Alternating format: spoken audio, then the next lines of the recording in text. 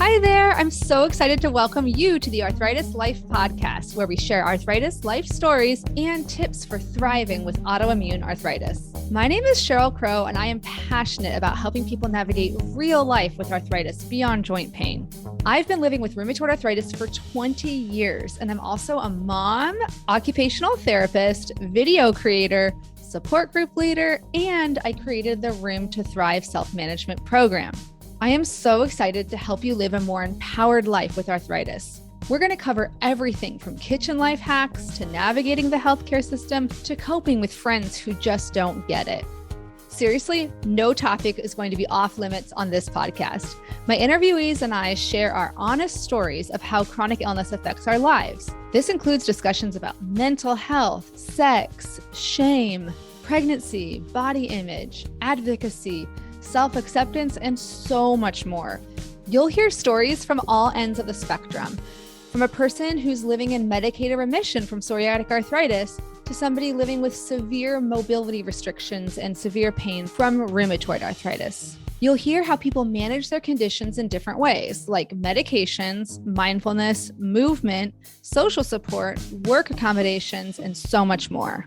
You'll also hear from rheumatology experts who just get it. We'll dive deep into the science behind chronic pain and what's the latest evidence for lifestyle changes that can help you thrive with arthritis, including exercise, sleep, nutrition, stress reduction, and more.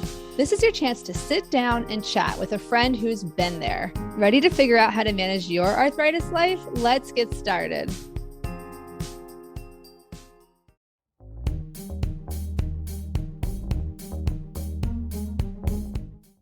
All right, I'm so excited today to have Riley Harris to share her story with multiple rheumatic diseases and autoimmune conditions. So welcome, Riley. Can you let the audience know where you live and what is your relationship to arthritis?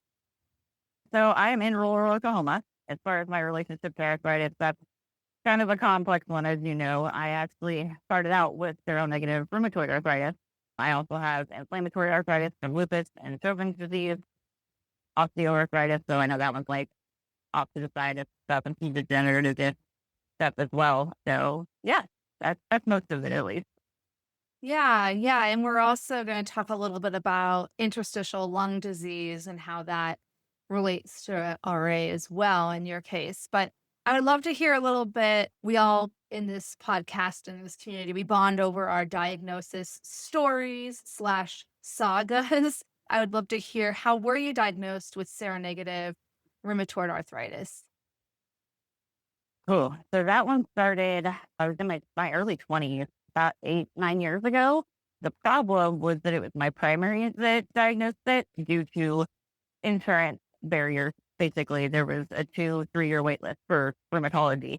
And he figured out what was going on, and I wasn't really treated for it at all for a couple of years at least. But that was the first time that I had heard of that. My labs tend to not come back textbook or normal for what they look for that kind of thing. So it took a while to even remotely hear the name. And then I believe it was 3 years ago, the rheumatologist office that I'm at now, they reconfirmed everything due to the damage in my hands and my feet and just symptoms and everything else, because my lab work still hasn't kicked over and my RA factor has never hit over on the positive. Yeah. That's such a good, though, example to know that you don't have to have positive blood work, blood markers to have a diagnosis of RA. It's known as a diagnosis of exclusion, which means that they take multiple factors into account: the physical exam, imaging, blood work. And I'll put some resources in the show notes for what it means to be seronegative, because it's a common area of confusion. So what were some of your what were some of your symptoms that led you to go to the primary care in the first place? It was a lot of pain, was a lot of it. In your That hand? Yeah, it was pain in my hands. I've had pain in my spine and my back pretty much throughout this entire thing. I noticed some deformities with my feet, with the ulnar drift, with my feet and my hands, which at the time, through probably the first 5 or 6 years, I was just talking about this to my dermatologist like 2 weeks ago. The shoes I wore for work at the time, I thought that was what was causing my big toe to go this way and have that ulnar drift. So for a long time, I didn't even put two and two together or connect the dots, rather, that was the damage from the RA. So now that's something that we're having to try to go back to correct now. And it's going to be interesting to say, at least, because it's like nobody ever said anything, even when I would bring it up and be like, hey, my feet really hurt. Like, what's going on with this? And it was just never really addressed. So pain was the biggest symptom. Fatigue. I was sleeping a lot, like 18 hours a day, could not get up in the morning. The morning stiffness is still pretty awful. It's a good couple hours to get up and around. The mornings are the hardest part of my day. So that was really the biggest ones where I was like, hey, we've got an issue. And the problem was that I'm a complex case. So I have a lot of other stuff going on and did then as well past the CRA, and we didn't know. So there was a whole slew of other symptoms that I was in the office for. And unfortunately, my RA just got shoved to the side because it was like, well, what's going on with all of this? And then again, the insurance barriers to the specialist, it took a really long time. Yeah, and I appreciate you mentioning that. I think there are some people that fall into a category very straightforward. They're otherwise completely healthy, and then they develop rheumatoid arthritis. That was my story, right? And well, actually, it wasn't even mine. Now I realize, because I had gastroparesis too. But there are people who have that just already, like that's their only health issue. And then there's people where it overlaps, like you mentioned, and that can just make it so hard. Because then you're like, well, am I fatigued from Sjogren's or from RA or from lupus or from anything else that I've already been diagnosed with? And we're going to talk later a little bit about like coping skills and how do you cope with all those, the overwhelm that can come with being a complex patient. But I wanted to also give you a chance to share a little bit of your treatment journey. Like, what are some of the highlights and lowlights? Again, the quest to find a treatment that works sometimes is straightforward and you get a home run the first try. Other times it's lots of trial and error. That one has been a doozy. Being so complex, everything seems to be very treatment resistant, we've figured out over the years. The first one they tried me on was methotrexate. That did not work. Started with the tablets. I was worse on that than I was beforehand, especially with the stomach issues, the fatigue. Then they switched me to the injectable version of methotrexate. That didn't work either. Again, got way worse than what I was prior to even being on it. And unfortunately, at the time, one, they were trying to diagnose a rare condition called dermatomyositis, which is the other reason I needed to get into rheumatology and couldn't. And then around that same period of time of these medication switches, my prior marriage, my husband suddenly passed away. So there was a lot going on. My health kind of got put on the back burner. There was a lot to take care of. It was just a mess for a good couple of years before I really was able to get moved and get situated and get back into like a regular primary care doctor who was different, had no idea, brand new to me. And she tried, but it was a lot by that point. By that point, everything had just tanked all over again. I was going through these weird periods of just really bad flares that we now call rolling flares, basically. And for, I don't know what we can tell, it's been basically like a 3-year rolling flare from this. So now that I got out here, the last 3 years, then they tried me on Safnello, which I've heard good things about. A lot of people have had really good luck with. I didn't seem to have any sort of luck with it at all. So far, the only thing my body really tends to respond to is prednisone. So we have to watch that one. We've had to up it a couple of times. And I think that was part of the problem was they tapered my prednisone while I was on Safnello about 6 months in out of the 8 or 9 that I was on them. And I got way worse because of it. And we still haven't quite gotten through all that. That same year I caught COVID and it was just a whole big mess. So then they ended up taking me off that one because they thought I was having non-epileptic seizures, which I'm not. So I was off treatment for about a year, actually, trying to switch rheumatologists. And then got to the one that I'm at now. I found out that they're not seizures, it's a myoclonic movement disorder from my central nervous system being attacked from the RA, lupus, Sjogren's combo. And apparently that's been going on for the better part of 10 years. So, and now we've started Rituxan. We had to bring out the big guns. This is where we're at now. So I do Rituxan infusions. I'm on 1L prednisone and, what is the other one? Sorry, my brain just glitched. Oh, no. I was on Immuran too for a little bit. That was the other one before the Rituxan. I was on Immuran for a little while. What is the other one? Oh, Self-Set. I'm on Self-Set. That's the other one. So I'm on a pretty aggressive combination right now. We actually just discussed 2 weeks ago. The Rituxan infusions are twice a year, and you do them twice over a 2-week period. So you go one for 6 to 8 hours, and then 2 weeks later you go for another 6 to 8 hours, depending on how your body tolerates it. Then you go later for another 2. Is generally how they do that for. They've got it classified under my lupus right now because that seems to be the big one that's like leading the pack, or so they think at least. We're starting to wonder if we're a little wrong about that at this point.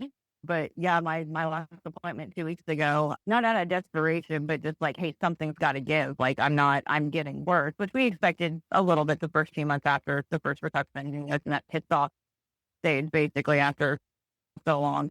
But my rheumatologist is actually going to try to talk to my insurance to see if I can start going every 4 to 5 months instead of every 6.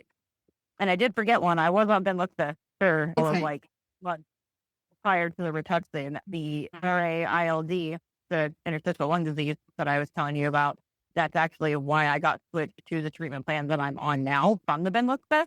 It's widely used for Rituxan and Self-Set. Both are the combination they tend to use for that, for pulmonary fibrosis and interstitial lung disease. And that was actually my pulmonologist's recommendation because of the state of my lungs. Yeah. It's treatment's been all over the place. And so far, unfortunately, nothing has really worked. So it's a shot in the dark kind of thing. Yeah. And I'm sorry that you've had that experience. And I don't think we've actually, in all the over 150 episodes of this podcast, I don't know if interstitial lung disease has come up before. So again, we're going to talk about like, how do you cope with all this and navigate it? But I would love to hear, what symptoms did you have of that? How did it get diagnosed? If you have ever felt completely lost or utterly alone while trying to navigate real life with rheumatic disease, listen up. I am here for you. I created an educational program to help you go from overwhelmed to confident, supported, and connected in a matter of weeks. And it's called Room to Thrive. After earning a master's in occupational therapy and completing hundreds of hours of additional training, I created a step-by-step guide to help you truly thrive with rheumatic disease. This is the only program I know of that's designed to improve quality of life for people living with inflammatory, autoimmune forms of arthritis, like rheumatoid arthritis, psoriatic arthritis, ankylosing spondylitis, non-radiographic axial spondyloarthritis, Sjogren's disease, and more. During the self-paced lessons, you'll learn how to manage pain and fatigue, cope with stress, navigate relationships, and continue doing the things that matter to you and bring you joy. The goal is really to help you improve your quality of life and learn how to thrive with your rheumatic disease right now, rather than waiting for a distant day when it might be cured or healed. I really created the down-to-earth, practical, heartfelt resource I wish I had had when I was first diagnosed at age 20. If you want even more in-depth support, you can join the 12-week Room to Thrive virtual support group, where you'll be surrounded by people who actually get what you're going through, people who will provide the encouragement, validation, and support that you deserve. Each group is expertly moderated, so you don't have to worry about the kind of misinformation that spreads like wildfire in the free-for-all social media groups. If you're on the fence, don't just take my word for it. Here's what Katie had to say in March 2023. I was lost and overwhelmed with my RA diagnosis. It felt overwhelming to know what to read, what to do, how to spend my energy trying to research on the internet. Room to Thrive did that for me. It's been like getting a crash course in my diagnosis along with a community who gets it. To see all the details, including the dates for the next support groups, go to the link in the show notes or bit.ly/thrive room with a capital T and capital R. You can also just email me anytime at info@myarthritislife.net. And don't delay if you're interested, because each group is capped at 16 people or less in order to make a small, intimate group atmosphere. Thanks so much for your time, and I can't wait to get started with the next groups. And I can't wait for those of you who are interested in the self-paced option to go ahead and join that at any time. Bye-bye for now. So I'm still learning quite a bit about this one. I got linked up with the Pulmonary Fibrosis Foundation. Actually got to do an advocacy thing with them for Hell Day for oxygen supplement. The oxygen supplement bill that just hit Congress, that was the one that we were advocating for with our representatives. It was a really cool experience. Really good information on the Pulmonary Fibrosis Foundation. They have a ton of resources. I can send you some of the other links from like the articles I was telling you about that I found from the studies. From what I've been able to tell, it's a more rare manifestation of rheumatoid arthritis. If I remember correctly from the study, there's about 10% of us that develop interstitial lung disease, and it's classified as RA-ILD if you have the scarring. You only have pulmonary fibrosis if you have the actual scarring with it, and I do. It's basically considered a rheumatic lung disease or an autoimmune lung disease. So when you go looking at those links on like those foundations and support groups, there will be different ones. And it gets confusing because there's idiopathic pulmonary fibrosis, which is basically no known cause, but it's ILD, I think is the acronym. So it's really, really similar. So you have to really look at which one you're getting. For me, the problem started about 3 years ago. And this was another one of those instances, unfortunately, that I've had a lot of over the last 10 years where I got dropped through the system in the medical department. I was having a really dry cough constantly. I just couldn't get rid of it. Didn't matter what we did. Wheezing a lot. That was a big one, was the wheezing. Really short of breath, especially if I'd be up and moving around or walking, but even just sitting down, it was really hard to catch my breath. That was specifically like I walked in, information in hand, hey, here's this. And they misdiagnosed it as moderate COPD. So it was missed. Yeah. Whereas with this, if they can catch it quick enough, you can't get rid of it. It's a permanent progressive disease. There's no cure, but they can mitigate the symptoms and keep it from getting worse. And it got missed.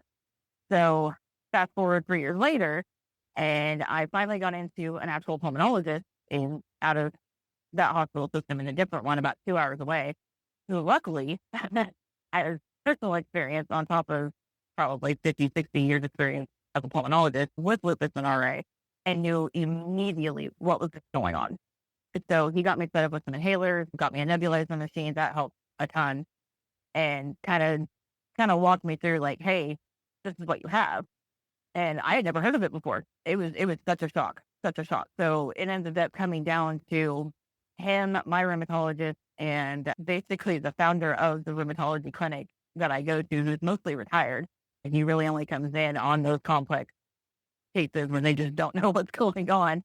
He came in and with my rheumatologist and basically reconfirmed everything with my lungs. So at that point, they all went, okay, it's not bad yet, but it's at a point where we're concerned. And if it keeps going this way, you're going to be in trouble. The phrase I heard was to save your lungs, which is not a fun thing to hear from 3 different specialists, was that we needed to change the treatment from the to the reduction cell step. So that caveat, connect the dots to that one. But yeah, it was very easily misdiagnosed. And it happens a lot, apparently, from what I'm seeing. It's not something that they jump to go, oh, well, this is what it is. And there is testing involved that has to go to that. Normally they would do a lung biopsy, and my pulmonologist was like, that's not a good idea for you because I have so much going on. And that's probably why mine was missed as well, because it was just, like you said, it wasn't just like I walked in healthy with just these breathing symptoms. It was I walked in with all of this mess that has been flaring for so long. And yeah, it was quite the bomb drop, actually. That was the reality check for us of like, oh crap, there's another rare disease that I have now to add to my list. And 2, like it really is that severe, because I tend to gaslight myself on that sometimes. So it was a lot.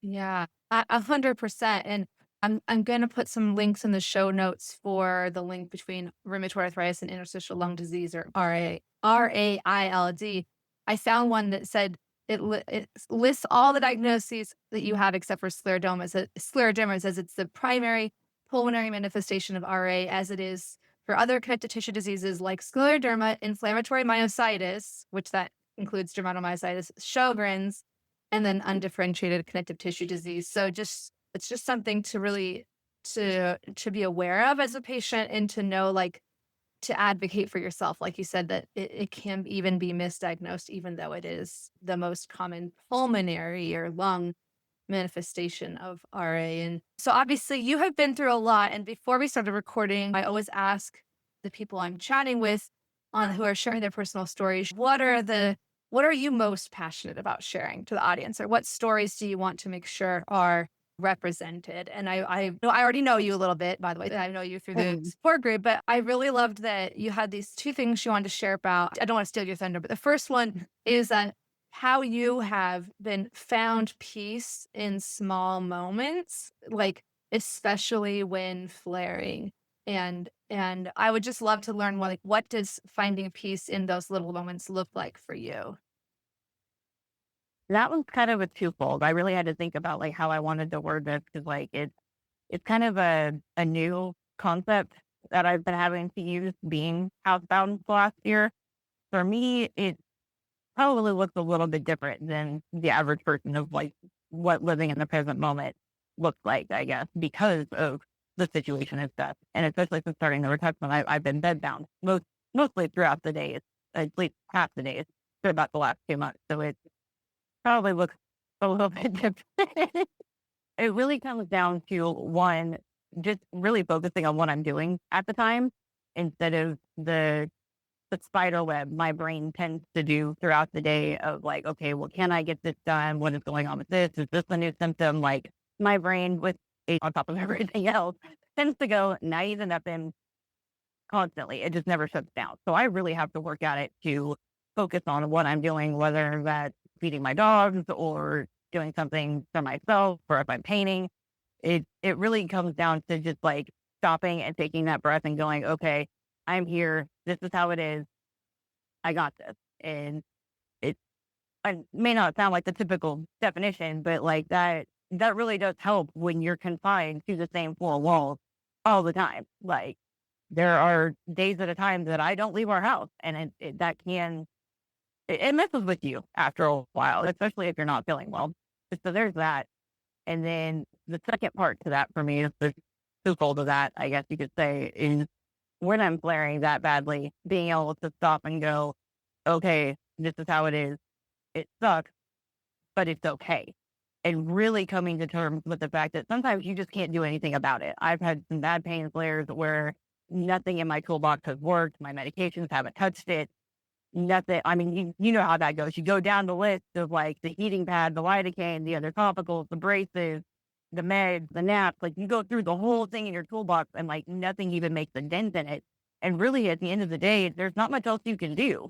You can either sit and be upset and stressed, which is just going to make all of that worse, or you can stop, take that breath and go, this is just how it is.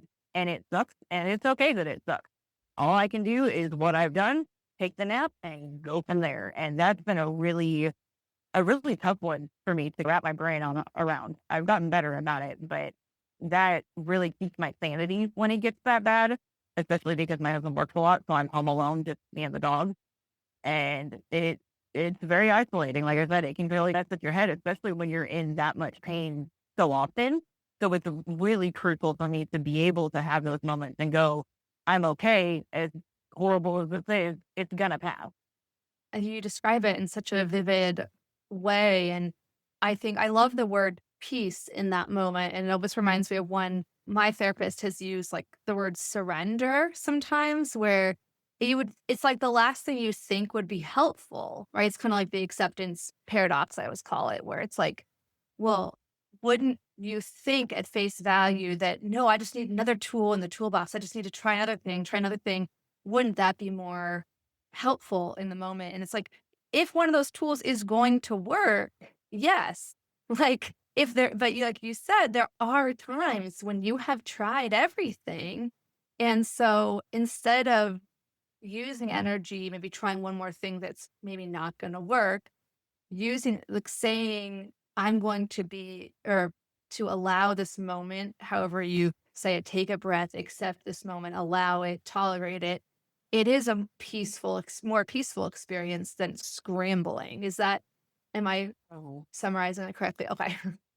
Yeah. Yeah. Instead of fighting it, surrendering to it. Yeah, that was the word I was trying to pull up. So thank you for saying that because my therapist does the same thing. And it's that surrender. And I have a really hard time with that. I was so independent before I got so sick. And That's not something you just get rid of as a personality trait. So when it gets that bad, I immediately go into like that fight mode of like, what can I do?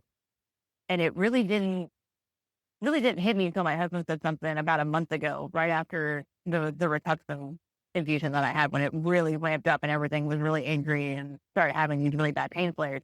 And he stopped and looked at me one night and was like, "What are you doing?" I was like, "What are you talking about?" Like, I'm XYZ, and I went down the list of symptoms, and this is what I'm doing. And he interrupted me and goes, "No, baby, what are you doing right now? Is this helpful for you at all?" And I stopped and really thought about it and went, "Oh, oh wow!" Like the light bulb finally clicked, and I'm like, "You know what? You're right. Like, I've done everything I can do. Like, just go take a nap. It's fine. Just sit. Okay."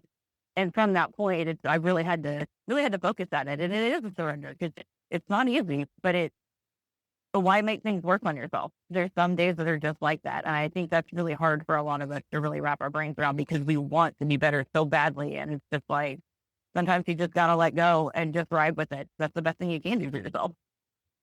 Yeah, it's so hard to undo that almost now like subconscious programming, right? That you should always be fighting it and you need to conquer your illness. And, again, it's like my therapist used to say, you're a good, well, he would still say it, but that's not as often anymore. But, you're a good problem solver, which is great for solvable problems. It's not helpful for unsolvable problems. And then that begs the question, okay, well, how do you differentiate? It's like the serenity prayer.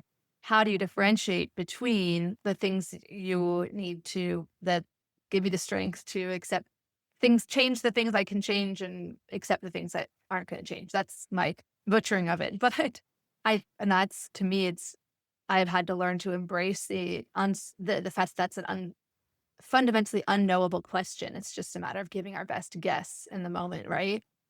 Because Right. if maybe the heating pad works for you 9 times out of 10, you just don't know if you're in that 9 or 1 in the moment. Yeah, that's exactly. And we tend to get so frustrated when stuff doesn't work. Like the 9 out of 10 times it might, and then that one time it does it. I've been running into that a lot, where like it'll happen, and like my lidocaine, the topicals that I've been using will work, and I've got like a prescription strength one at this point from pain management. Sometimes it works, and then the very next day or 2 days later, I'll use it in the same place, and it doesn't, and I'm just like, why is this not working? And it's like I have to really stop myself and go, okay, that's just where we're at today. Like, there's nothing I can do about that. So it's hard, but yeah, that's exactly it.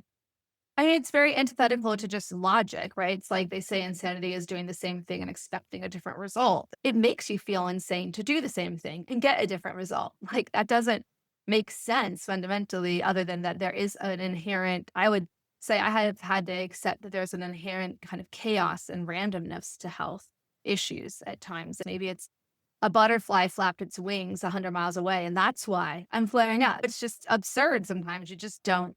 It can be more helpful to just accept the unknown. You brought so many things I know that are going to relate to people listening. And I think the other thing that you made a good point before we started recording, that I haven't had a lot of guests on this podcast, or just in general on social media and blogs and stuff. There haven't been a lot of people that I've seen at least talk about navigating being housebound, like you mentioned, or mobility loss. You said you wanted to share a little bit more about the reality of what that is like for you, especially with it's the peripheral neuropathy. Oh my gosh, I can never say that, in your legs, plus the RA. And also, it sounds like you have a few kind of life hacks or things that might help others who are in a similar position. So whatever you want to share on that. Sorry, that was like a very long-winded question / prompt. Yeah, that's something that like when I really had to think about, like, okay, what can I show, especially being housebound, and that's when that light bulb clicked. Like, you don't see us when we're at our worst. Like I was telling you earlier, we tend to hide away, and that unfortunately compounds. If I could talk right today, that societal judgment of like, oh, well, you were out 3 days ago and you were fine, and now suddenly you can't do this. And I feel like that kind of makes that worse because we're so prone to just hiding away at it. And so I thought, okay, well, let's see if I can show some sort of that, if nothing else. And like I was telling you earlier, too, I almost rescheduled because of the pain flare I was in.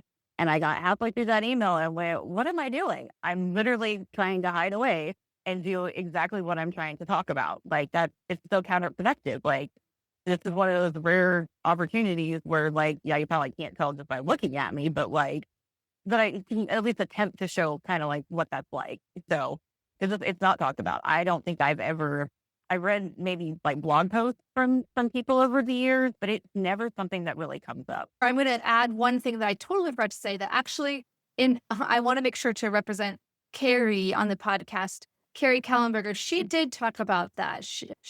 And so hers is difficult to treat axial spondyloarthritis. So just because I wanted to be like, wait a minute, it's not the very, very first time it's come up in the podcast, but it definitely hasn't come up like often. So sorry. Oh yeah, no, I'm glad you remembered that. That's awesome. And I'm glad that I'm not the only one talking about it because I feel like even in our support groups and stuff, it's not something that we talk about. Like I can't tell you if I've ever really seen more than just the passerby sentence on a Facebook post in a group, or if I happen to mention it in the graduate support group when in my introduction. Like it's not something that we really ever see come up.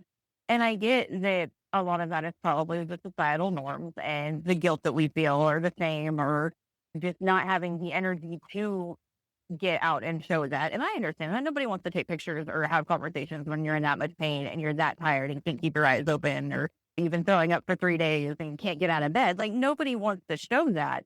But I feel like at some point there needs to be some sort of a glimpse into that because there's so often that we're just not believed.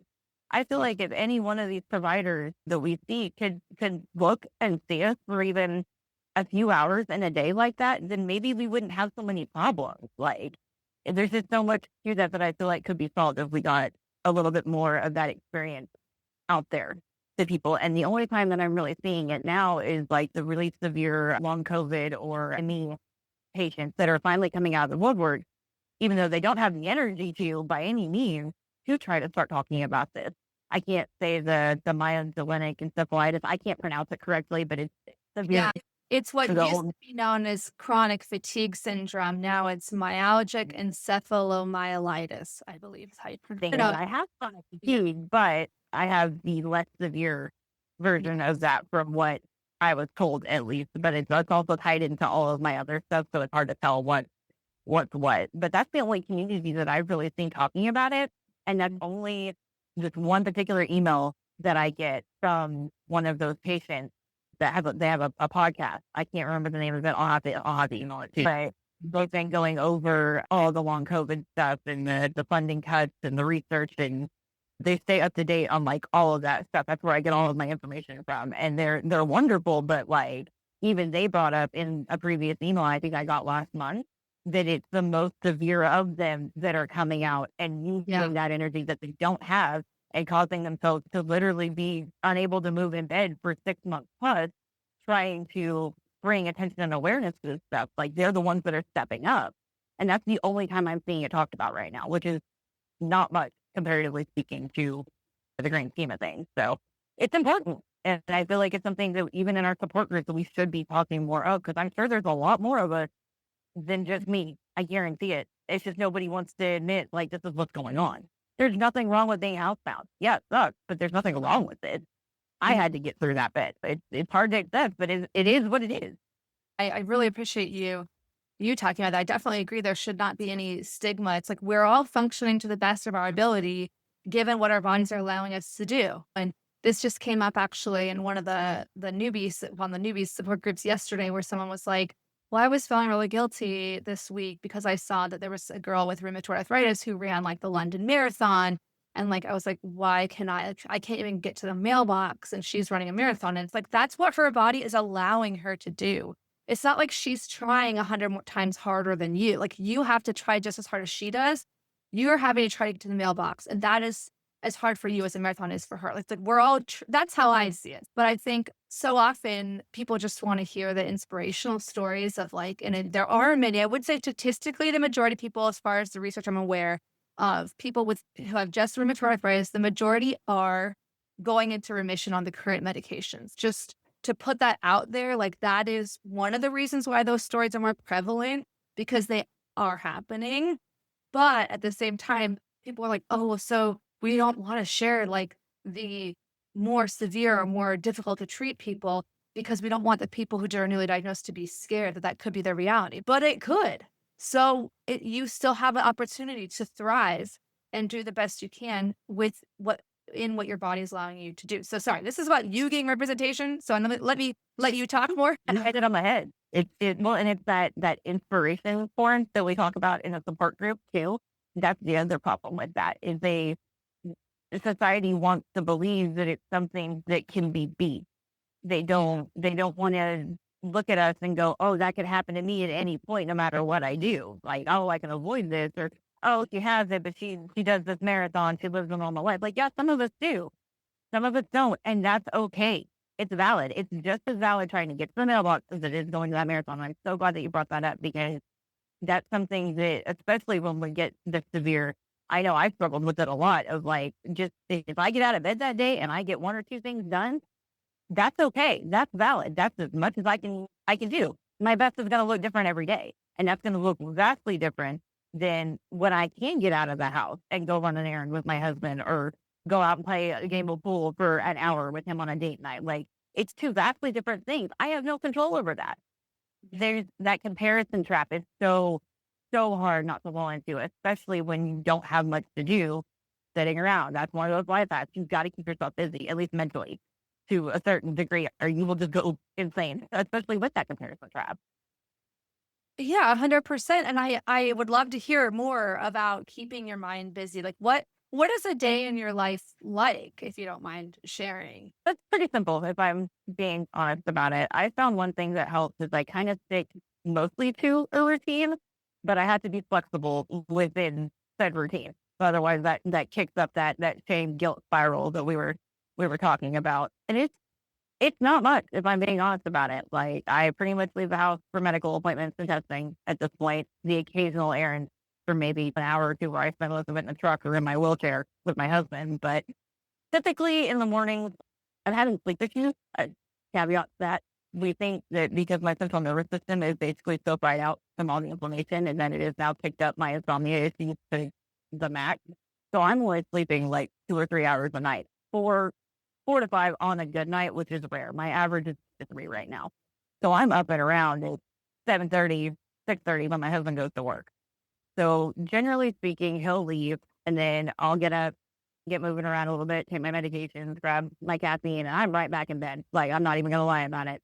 Are you, when you said you're getting up, this is the occupational therapist in me, but even drilling into the details, are you using mobility aids to get around the house like a walker, or are you able to walk short periods? I can walk short periods. The caveat to that is we live in an RV, so I can do what I call the furniture walk. Yeah. We can't get a mobility aid into the bedroom because there's about the width of knee space between the bed and the wall all the way around. And sometimes it's slightly like I had to turn a little bit just at an angle to get around the frame. And then there's maybe a foot and a half between the bed and the bathroom door. And then right here is my stove and my kitchen table. So I do what I call the furniture walk because this walker right here is one of those ones that has just the wheel in the back and then the where you like it's made for when you're actually like walking where you can lift it up and like push off of it. Right. I use them more as a chair because it's not the type that I need right now. I didn't even know they made these until recently because I used to have a rollator a while back when seated ones. We're trying to get another one of those in the house. That way I can stay off my legs as much as possible right now. But they make little triangle rollators that are basically in the shape of a triangle, and it's just small enough where we can get it down the hallway to the bed. So I could use that. The problem is they're about twice the price of a normal rollator. So they're like 130 to 180 versus well, now they've gone up. They used to be like 50 to 60. Now they're like 70 to 90 for just a basic seated rollator, which would work out here in this limited space, but it's going to hit this area right here before the bathroom and get stuck. So I basically furniture walk first thing in the morning. If it's too terribly bad, my husband will help me get up and stabilize me that couple of steps to get into the bathroom and get to whatever I need to, because we have the other life hack that I'll talk about. We have stuff set up in every room of the house, and there's a lot of duplicates of things. So I don't have to try to manage and carry stuff. So sometimes if it's too bad, after he's awake, he'll help me. But most of the time I can just roll because I can't sit straight up in bed with my spine issues. I'll roll off the bed and kind of grab the wall because it's right here. So I can just do that a little bit. It looks a little funny, but it works. That's like really interesting, I would say, pro of an RV. Like normally in OT, we would think, oh, an RV wouldn't be like at face value, I would think that would be a more challenging environment. But in terms of things being close together, actually, it's a bonus. It's a lifesaver. I actually told him and my rheumatologist that I've never been so grateful to not be in a bigger house or an apartment because one, the financial burden of making it accessible for me right now would be astronomical. Like it would be impossible for us to do. I am a moderate fall risk because of the peripheral neuropathy now, which we just found out like a month ago. So because of that, like I have never been so grateful to be in an RV because of that small space. Like some stuff is harder, yeah, I'll admit that. But as far as being able to still get around by myself, as difficult as it still is, yeah, stuff is really close. So I can just, and if I do happen to fall in the bedroom, which I've done multiple times, I'm basically falling on the bed. Like the space is too small. That unless I'm at just the right angle, I'm not going to fall on the floor in between the wall and the bed. I'm going to hit the bed. And that makes things a little easier too. And I can literally stand and do this at any given point and grab onto stuff if I need to. So that helps a ton, especially being a fall risk. So that's how I get around for some of the morning. Yeah, no, that paints a really vivid picture. And I just want to, I usually pride myself on remembering to always define all the terms. But as an OT, sometimes I forget, or as an occupational therapist, sometimes I forget. And so I don't think we defined peripheral neuropathy. So the peripheral is like further down your body from your core. So in your case, it's lower body peripheral, so like closer to your toes or lower than your hips. And then neuropathy is you can't feel stuff, right? The way it was explained to me is it's nerve damage from my central nervous system being attacked from my immune system. It's all that inflammation from the RA and the lupus and all of that. They can't really tell me exactly which one has done it because all of mine are so interlocked together being systemic diseases. But because it went untreated for so long, which it's progressive as well, and there's no cure for it, they didn't catch it for 3 years. That was the other thing that got missed. It just started up randomly one night, and for me, it's in between my knee and my ankle. Most of the time, it started in my left leg, and I get the burning feeling on the inside, really sharp pains. I just started getting the electric shocks, which are probably the worst part about it. But it has spread to both legs now, and it's mostly just the front end of like that shin area of the front end of my lower leg. And then when we did that balance test and found out that I'm a moderate fall risk, I found out that it's actually been affecting my heels and my feet for a long time, and I didn't know. They've been numb for probably a good year and a half, 2 years, but I had no idea because they don't tingle the way that the other areas do. I just thought I had calluses on my heels and had just adjusted to walking differently because of the deformity from the RA in my feet. I never put 2 and 2 together until she went to do those tests, and I literally couldn't feel where she was poking me on the heel of my foot.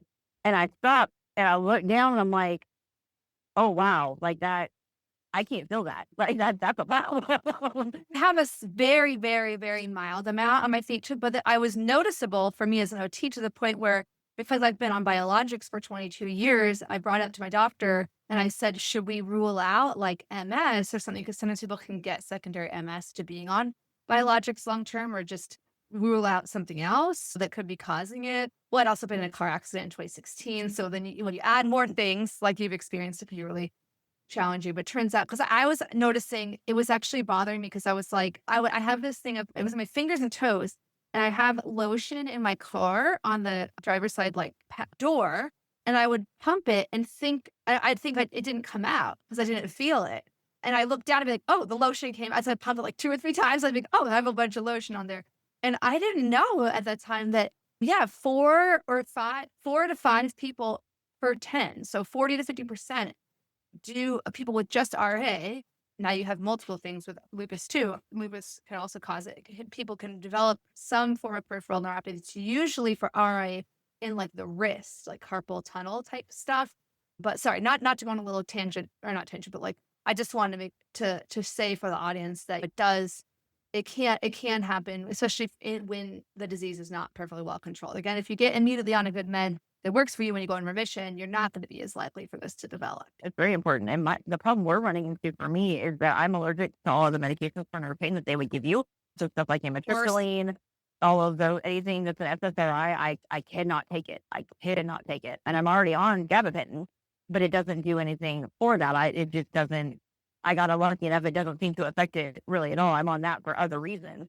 And they can't really adjust the dose because of how much it zombifies me out past a certain dosage, on top of the really high powered pain meds that I'm on top of all of the other medications I'm on. We figured it out. I'm on 21 medications a month, and there's only about 4 to 6 of those roughly that I can interchangeably not have to pick up every month, like my EpiPen that I just got put on, which that was something I forgot about with the RAILD.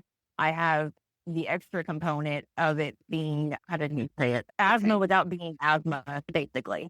It's like an asthmatic component is what I have to it, to a point where he put me on an EpiPen to carry with me constantly because he was worried that I would just run into something random that we weren't aware of and basically have an asthma attack that's not an asthma attack. Oh my So gosh, there's things like my you've been and new fear unlocked. Jeez, I'm so sorry. You're going through this. it's been a lot. It's been a lot. So, well, there's like that, like the steroid cream that I use for the rash that I've had for the last year that has to be biopsied, which we're pretty sure is one of the lupus rashes. But even my rheumatologist was like, it's starting to scar. We need to figure this out.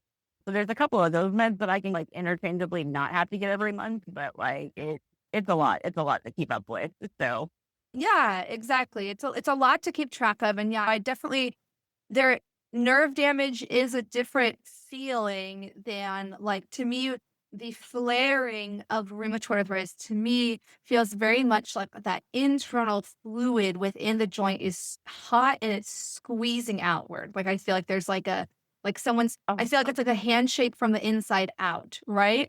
But that's not it might feel a tiny bit like a burn in the sense of it's warm, but it's not a nervy burn to me. It's not like that searing, tingling.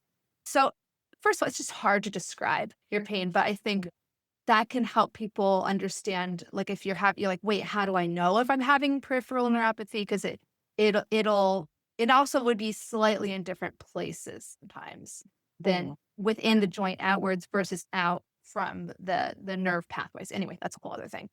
totally right about that. And you were actually the first person that I've heard explain that expanding in the joint pain, the lower joint of my lower back. The problem that I'm having with that is it feels like that joint is just slowly expanding out constantly for hours, days at a time with no break.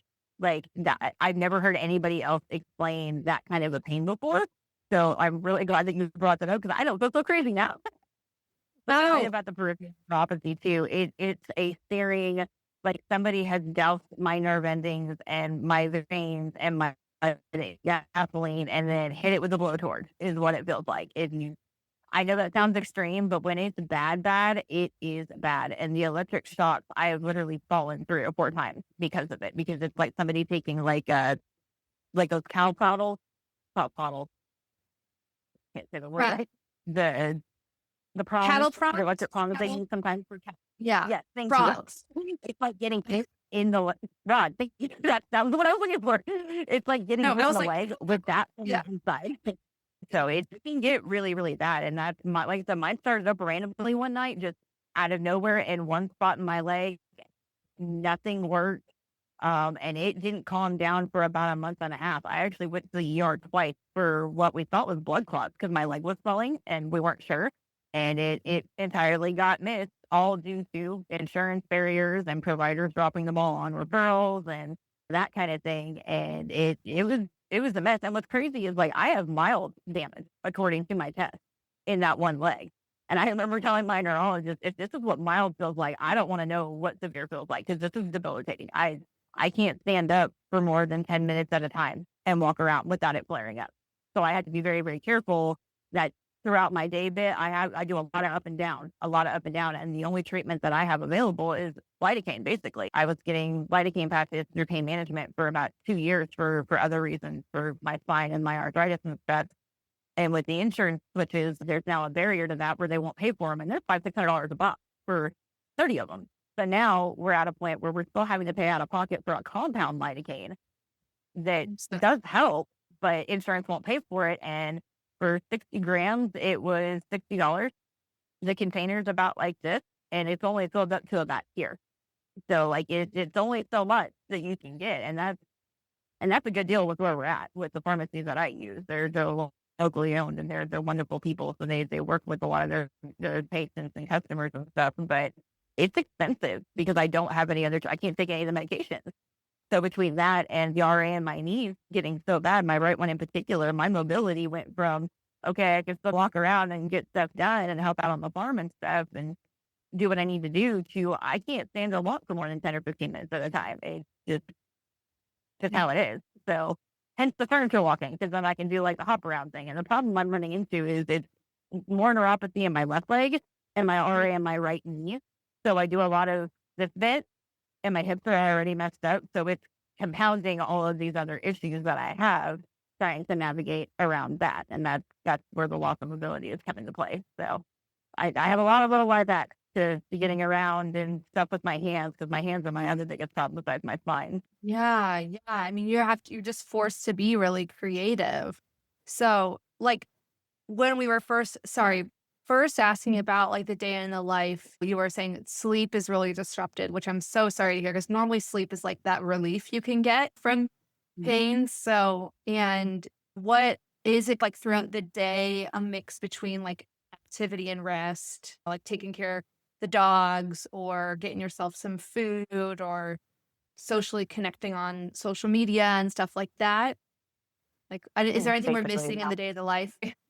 Yeah, that's basically the routine. Is I'll get up when he goes to work, and he goes ahead and takes the dogs outside first thing in the morning, because it's just not safe for me to get down the 3 steps that we have going out to the RV and then the 3 steps to the ground. He actually just put mats like what you see in the kitchen restaurants, those grates or whatever. We have 2 of those down at the front, in front of the front door, basically, for grip purposes. So we have that, and then I'll get up, do whatever I need to out of the bathroom and stuff, and go back to bed and kind of sit with the dogs after he leaves and wait for my medications to kick in. I've figured out, because of the sleep issue, I tend to take 1 or 2 naps before I get out of bed, basically, at least the one. And I basically just sit until I start feeling drowsy, and then I'll go ahead and lay back, take a nap, get up, and then just give myself some time to wake up and unlock. At that point, I'll probably grab whatever caffeine I had started. I usually use just enough the first thing in the morning to avoid the migraines, because that actually helps with my migraines quite a bit. And I tend to wake up with them quite often. So after that point, usually after the second one, I'll get up and feed the dogs first. My husband works at a butcher shop, so we have them on a raw diet, which is great for them, but it's a little bit more work on my end. So that's one of the other little life hacks that we do, is he uses like a big empty old butter container that's like this big for their dinner stuff. And then we have the little bitty one that you see from the grocery stores that we cleaned out. And I put what I call their breakfast stuff in that one, because it's easier to pick up. Well, I have the one right here. It's easier to pick this up out of the fridge for me than it is, that. Yeah. Cool around. So that's one of those little life hacks that I do, and they're labeled. A lot of Post-it notes over the house. So I'll do that. And then usually after that, I try to eat, and just making my food and eating is enough to, at this point, I'm wiped out. I'm done. I have to sit back down. It's either the pain levels are too high, my fatigue levels are too high, or the neuropathy is too bad at that point, or my knees bothering me so much that I can't stand up without falling. So generally I'll sit back down after that. And that is usually the other nap of the day, unfortunately, as much as I hate it. I used to hate taking naps. And then after that, usually getting up and around pretty close to when he's usually coming home from work. Sometimes he'll come home and have to wake me up depending on how late I've crashed, because it's not always an immediate thing. So there are some times where he'll come home at 6:30, 7:30 at night, and I'm still asleep from 3, 4 o'clock in the afternoon. It varies day to day. And then he does dinner for the dogs at night, because usually by the time he gets home, I'm still just wiped. It's a lot of up and down throughout the day, like you said. And then we try to sit down and do dinner and try to get a little bit of quality time in and stuff, because he does work early morning. So he goes to bed around midnight or 1. Sometimes he stays up. Most of the time he can't. He's wiped out. So yeah. And then I usually stay up for a little bit after he goes to sleep, till probably about 2 or 3. Sometimes it's 5 or 6 in the morning before I'm actually asleep, and then I just start the process all over. And generally, if I have phone calls I need to do or appointments that need to be made or whatever, I'll do that around the same time that I feed myself and the dog. When I get done with that before I go to sit down, because I know once I sit down, I'm done. I'm out. Like that's just all there is to it. If I hit that bed, I am done for the day. So that's how I squeeze that stuff in. Any social media time that I do that I want to do, or advocacy trainings or the support group meetings, that tends to hit around that time for me. So it's easier to work in like those afternoon ones, like I was telling you the other day, because of that. Because usually I'm done for before that. So it's just a matter of being flexible and knowing that, okay, this is generally how my days go. And if I can deviate and do some of the dishes, or at least get the dirty laundry together for him to carry over to start that night, little stuff around the house that I can do. And then we've just basically got different stations in every room set up, and duplicates of med boxes and crushers and bracers and stuff like that. Anything that I don't need to try to carry around because my hands are so affected. I do have the ulnar grip on both of my hands. It's progressively getting worse. I need to get the silicone spacers for that in my feet. Actually, we just discussed that about 2 weeks ago. So that's the other thing that helps a lot, is those little hacks throughout the day and stuff. So I feel like we should do, if you ever have if you have the energy or bandwidth at some point, it would be interesting to do, like, this is again the OT in me, but a video of your day in the life in your RV and showing the different things. So I just think it would be so instructive for other people, and they would learn from what all the adaptations that you've put into place to help you live the best quality life that you can. And I don't know if you saw this, but this is something I didn't ask you about before. So let me know if this isn't, you don't want to talk about this, but I'm very chronically online. I saw this video the other day that was really interesting. It was like an older woman wearing like very colorful kind of clothing. And it was, I forget what the video was on, but it went extremely viral. There's multiple millions of likes and comments and views. And it was the interviewer asked her, "Are you in pain right now?" And she's like, "Yeah, I'm in pain all the time." And it was like, at first I was like, yeah, this is what some people experience. I think so. Like, I'm like, why did this go so wrong? I mean, she did a great job explaining it, but it was also like, oh, right. Because to most people who don't experience chronic pain, that's like unfathomable, right? That you just be able to sit here and have a conversation with me and be in pain. Because to the average person without pain is like, that you can't do anything else when you're in pain. You have to address it, right? So I'm just curious if you want to describe, like, what does your body feel like right now as we're talking? ooh, a side note, I think I know the video you're talking about. It's the Okay. one where I've got a bit of a migraine going on right now to talk about masking. Oh, yes, yes. I know exactly. I saw that one the other day, matter of fact, and it was a perfect example of that. And I'm glad that you brought that up and brought us that follow-up question, because that's exactly what's going on right now. Like I said earlier, I almost rescheduled because of the pain flare that I'm having. It, it's a caveat, not a caveat. It's a combination of things generally with me. It's never just one thing, unfortunately. So the biggest one that I'm really dealing with is my spine issues, where that's more of a combination of the inflammatory arthritis. And we think my RA has been affecting it, but up until recently, the scans haven't really shown much besides some degenerative stuff. We're actually looking further into that with a lumbar MRI because of a sclerotic lesion that was found on a scan. So I'm having that looked into too. But right now, my spine feels like somebody has a grip on it and they're twisting it from like here to about here. And it's just a constant slow twist. If you can imagine that ache and that stretch, and then that bottom ball joint underneath that, like I was saying earlier, it feels like it's just slowly expanding out, just constantly with no reprieve, no break, which can get pretty excruciating at times. That actually keeps me from walking. I tell my husband it's locked up basically because it keeps my hips from moving the way that I should when I walk. So I walk bend over and just like penguin waddle, I guess is how that goes. Yeah. Because that's going on. I've had a lot of stiffness and joint pain in my hands today, particularly in my right one. My left one's still pretty bad, but like trying to I can do it now, but this morning I couldn't open my hand all the way. Like this is every bit of energy I've got to do this and just hold on to anything. So there's that. I have a lot of the muscle pain from the Sjogren's.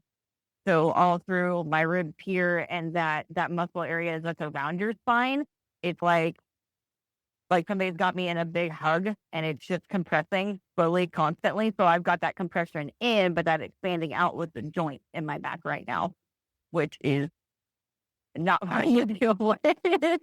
It's pretty debilitating when it gets bad enough. And then there's the joint pain in my feet, my neuropathy in my left leg is pretty bad today. So that's on fire from the inside out. But so is my right knee from the RA.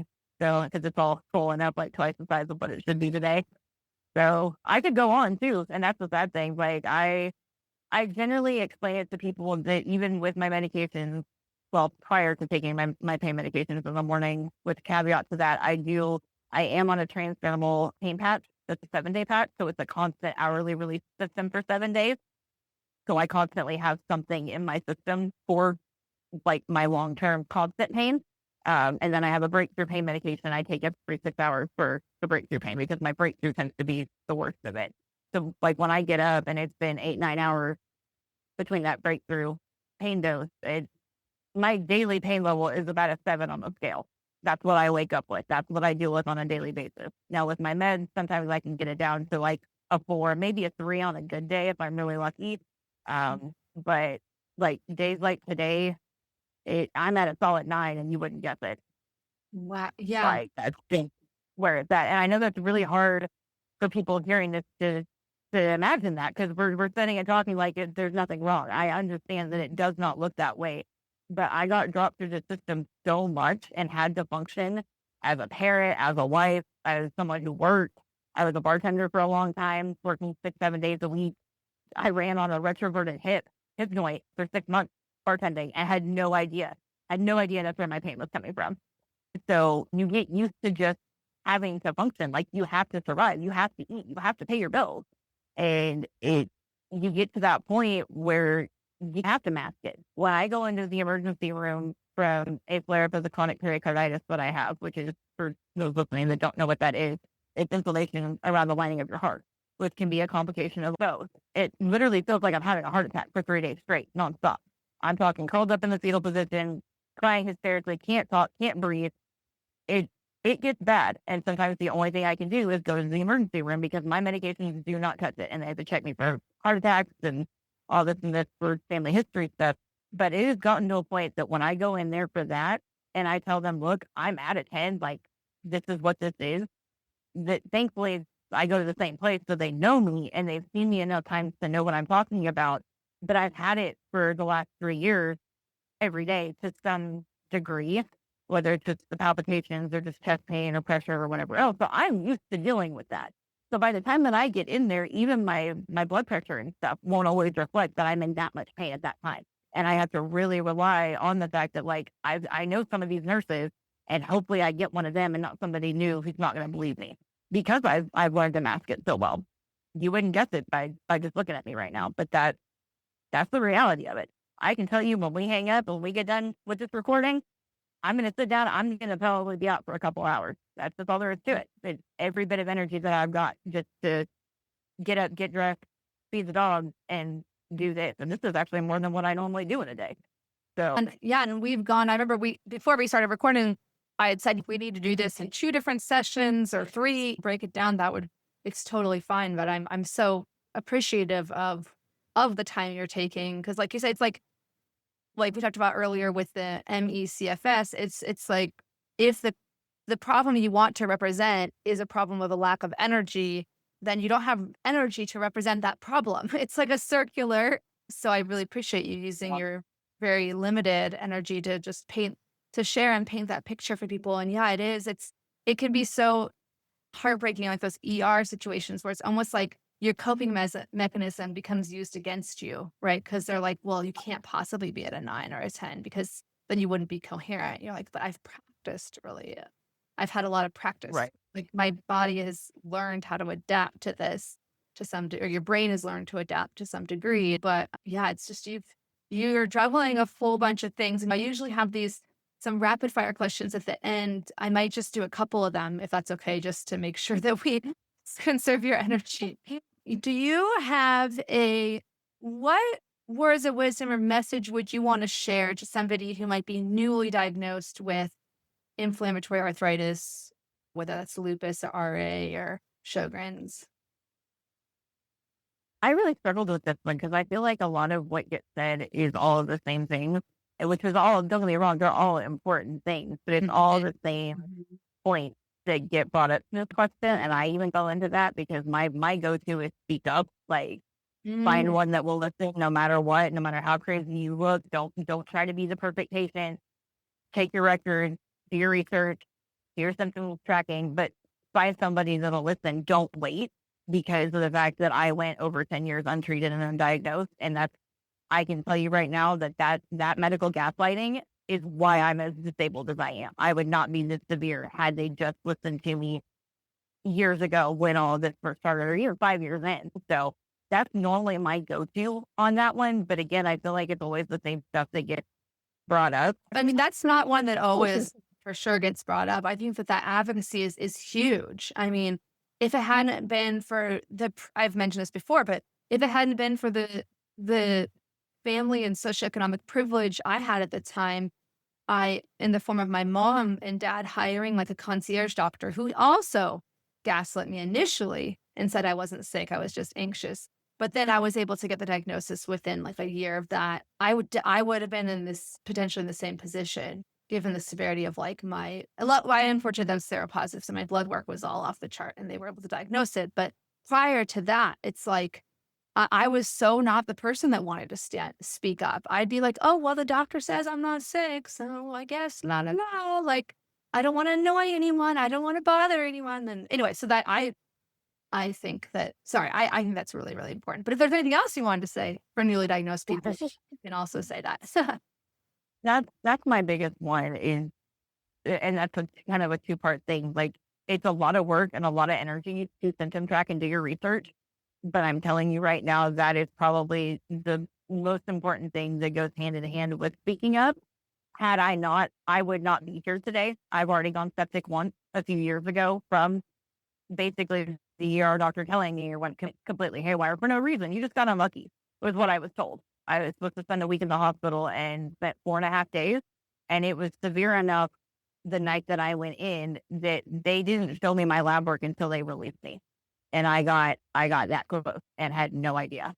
So when I say you have to speak up, that's where that comes from for me, because we shouldn't be on death's door before somebody listens. It shouldn't be that severe. And it's really important. But had I not done all of the tracking and all of the research that I had done to walk into these appointments and still get gaslit the way that I did, it would have been a lot worse for me than what it was. So that's kind of the twofold thing for me.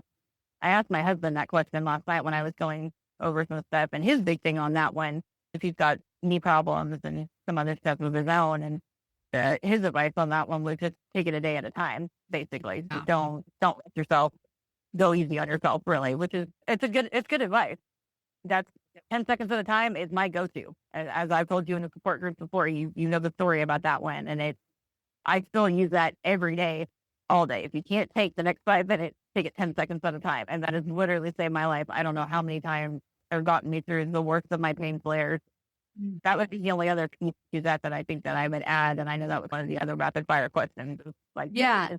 phrase or whatever, but that's my go-to. He calls it a quarter mile at a time. Mine's 10 seconds at a time. So it's really, really useful, more useful than I thought it would be. I love it. No, I have had similar experiences where it's just 10 breaths or 5 breaths or 1 breath, 1 minute at a time. I love that. And I think I'll just skip to the last one just for time. Like this is like the $10,000 question of this podcast. Like, but what does it mean to you to live a good life and thrive with rheumatic disease? This is the one I struggled with the most. I was actually picking Yes. his brain quite a bit about this one. I was like, I don't know how to answer this. So for me, I'll fully admit I'm still in survival mode right now, and I have been for a very long time. So for me, thriving with all of this looks vastly different than what you would normally expect to hear or see, I guess, in that context. For me, if I get one or two more things done during the day with without just absolutely feeling like crap afterwards from pushing it too hard, that's thriving. If I can sit down and actually be present in the moment while my husband's cooking dinner and we're trading jokes or listening to our playlist and dancing around or whatever else, and I can just bebop on the bed alongside while he's doing that or whatever, or even just 10 minutes of actually playing with my dogs, no phones, no nothing, no thinking about what meds do I need to take or how much pain I'm in or what needs done, and really focus in on playing with them. That's thriving for me right now because I am in survival mode. Every little bit of my day is going to survival stuff. So thriving is very different. I look at it differently in the same sense that I look at trying to go for remission. It's not a destination that I'm trying to get to because I'm full well aware that with my situation being so complex and treatment resistant, that remission may be possible, but it's not very likely. Like that's just not, if I hit it, great, awesome, but that's not the goal at the end of the day for me. So I don't look at thriving as a place to get to. I have to find little moments that I can thrive in now because I don't know when I'm going to be out of this flare enough to differentiate or I guess separate the two, if that makes sense. So thriving today is being able to have this conversation with you the way that I have because I almost rescheduled with where I was at. That's my win for the day. Like that's thriving because on a normal day I can't do that. So it's not the typical answer, but I really had to like rack my brain on like how do I phrase this in a way that's gonna make sense to people and they can see that like or really understand that you can still thrive in survival mode. It's just a moment by moment by moment thing, and you have to be a lot more intentional with it than what our societal norm of thriving Yes. the rheumatic disease or any disease really at all would be. Does that make sense at all? No, 1,000%. And I think that the phrase that came to mind when you were saying that is like micro moments, like finding those moments, finding the freedom. I remember one of my favorite books is called Man's Search for Meaning by Viktor Frankl, who's a Holocaust survivor. And he talked about, he said like between stimulus and response is freedom. And what is he said something like the last of the human freedoms is our ability to choose our attitude in a certain set of circumstances, which I still don't know that that's completely true. Like if we can completely choose our attitude, like I'm going to choose to be like the most positive, optimistic person in the world, but meaning like the stimulus, whatever's out of our control in our life is causing us to be in survival mode, right? In your case. And you have this freedom to respond to survival mode, right? And you can choose to or be conscious about being present in that moment, even for those micro moments. And that would fall under the umbrella of thriving in your circumstance. Same thing of like the amount of exertion required to go to the mailbox for some people is the same as other people going to the marathon. We should celebrate people doing the accomplishments that are relative to the context of their constraints, not just like we only celebrate people with RA who can like run a marathon. It's like you doing this podcast, that's your marathon. That's amazing. So anyway. Very, very well said. I love that quote too. And I do agree with you. We can't always control to like the fullest degree of the spectrum thing. That's exactly it. It's being able to sit down in that moment and kind of look. And just for example, he plays music on the speaker from a playlist when he's cooking dinner and stuff. And he's a very goofy individual, my husband. So he's always dancing around and joking around or whatever else. And it's being able to take that moment and look down the hallway and watch for a minute and go, you know what? Yeah, there's XYZ going on. Yeah, I feel like this, or this is what's going on, or this test is coming up, or we're worried about this, or this medication is doing this. And being able to stop that chatter and go, you know what? At the end of the day, I have a loving, supportive spouse who's my caretaker, which not all of us have. That alone is a blessing in itself. I would not be here if it were not for him and everything that he does. I have two wonderful dogs that help me with my conditions that I didn't have to train. They did it all on their own. They're incredibly intelligent. And the rescues that we just happened to get, I can't believe I got that lucky with it. And at the end of the day, I'm still breathing. I'm still here and go, my life's not that bad. I might be housebound. I might be bedbound some days, but I have things in my life that some people don't have. I have good things going on despite the chaos of all of that. And that is thriving for me. And being able to recognize that moment is that what's the word I'm looking for? Thriving? That, yeah, it's what's the word? I don't brain glitch. Brain glitch. Oh, I always say system processing. yeah. But I do. Error form. Find a lot of that. That's the other problem with my central nervous system being involved. I have the brain spinal cord involvement from the lupus artery Sjogren's and the neural involvement. So my brain fog is so bad. Like my brain will just shut down. I stutter. I use the wrong words. I can't come up with the right words. I thankfully my husband's a very good interpreter, and I can maybe get one or two words out or the wrong one. He'll go, this, yeah, that thingy that does the thing that does the other thing that goes a lot of it. No, I mean, for what it's worth, I feel like this is not to gaslight you, but I would say for what I consider my standards of coherency, you've been very coherent. Maybe my standards are off the line because me having brain fog too. But you make sense to me, which means either we're both completely incoherent or we're both coherent. Well, are the two. I'll appreciate that. I've had to focus pretty hard with it, but I'm doing better today with it than I expected because that whole almost reschedule. I was worried that I wouldn't be able to get the words out because my pain brain gets so bad that even he can't understand me sometimes. So I was worried about being able to get everything out in a way that would be in a coherent, understandable way for that. So I really appreciate that. So I feel really good right now. We got this. Well, thank you so much again. This has been incredible, and we went over the time that we had allotted for this, and I really appreciate. There was just so much. I usually highlight things as we're talking that I'm like, oh, this would make a good like quote post or like a good Instagram reel like excerpt, and I'm like, this basically whole podcast. I was doing that like every other minute. So thank you again, and I know you're not.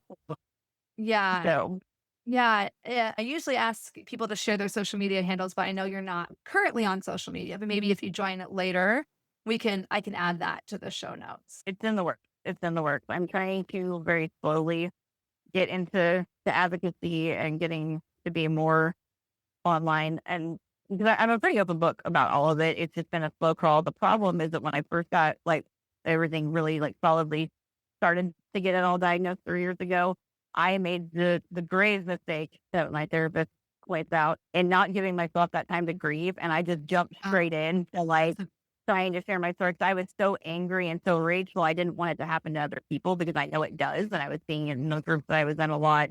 I wasn't the only 10-year, 15, 20-year person that had almost died because of this kind of stuff. So I just jumped in head first as a way to cope, which worked for a little bit, but I burnt out so quickly. And then I got even worse and more severe, and I couldn't keep up with it. So now it's a very, very slow crawl of like, okay, I'm going to do this 6-week training, and then we're going to go from there. I'm going to do this one event and go from there. And it's You just have kind to of a baby build-up steps. thing Yeah. now. Yeah. Yeah. Because you I never s- I stop totally s- breathing, but I had to get past Yeah. the majority of it first. So I think there's no pressure. Just do it when it makes sense for you. So thank you again. And for those listening, don't forget that we do have, if you were just listening on your podcast platform, that I do put videos out on the Arthritis Life YouTube channel or just my website as well. If you want to watch a little video, you can see both of our post-it notes behind us. Click and see yours on the, is that the microwave? yeah, it doesn't work. Actually, we have one. That was one of that's why I said we could do a part 2 because the life hack things that I have in place with like the duplicates and how we've made the RV more accessible. Our microwave and mini fridge is like right here across from the bathroom door. Oh, okay. And it was switched when we moved in here because it was a different mini fridge that went out. Well, there was like an open gap here, and my husband actually came in when we got the newer mini fridge and like redid the stove to raise the microwave up to where like I only have to reach like here instead of reaching way down here where I was falling over to make that easier for me to get into on top of using like lightweight plastic plates and stuff like that. That way I'm not dropping things and hurting myself the way that I was. But this one doesn't work. And we just left it here. So now it's like a bread storage container and all of my notes need that don't go anywhere stay on that with Post-it notes. So I love that it. one doesn't change. I love it. I love it. Well, yeah, we'll definitely have to do a follow-up on that. But I will say goodbye for now. But thank you again so much. And we'll talk to you later. Bye.